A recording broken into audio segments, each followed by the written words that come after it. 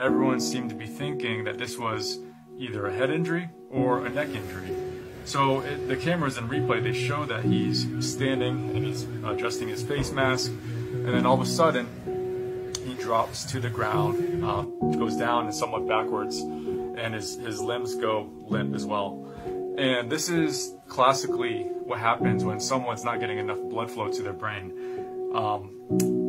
When you see the replay, and especially when they finally announced that they were doing CPR, I immediately put two and two together as to what was going on. So when the Bengals wide receiver was lowering his shoulder, it went right into the chest of Damar Hamlin. That's a blunt force chest injury. First thing that comes to my mind is commotio cordis, where essentially that blunt force trauma to the chest is a shock wave essentially, and that resets the electrical conduction system of the heart, where the heart literally loses all electrical activity.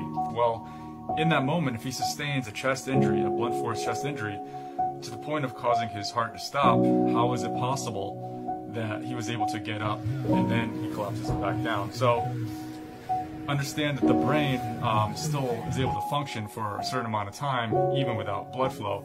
It's just a matter of time catching up to him, where his brain was not able to get enough to the point where he wasn't getting enough oxygen and the brain ceases, or at least stops working.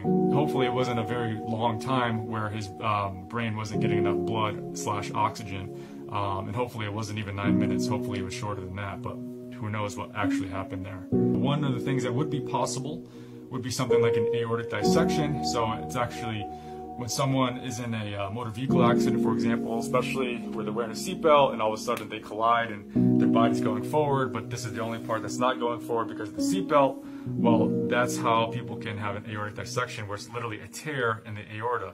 There are reports that they use an AED. So if he's in, for example, ventricular fibrillation, most likely when you use an AED in that situation, it's going to be ventricular fibrillation, where you need to immediately reset the heart. That could be explained by a cardiac contusion, a blunt force trauma to the chest, where now the electrical conduction system is all out of whack, and now you need to reset that with an AED. So that's the most likely scenario as to what happened.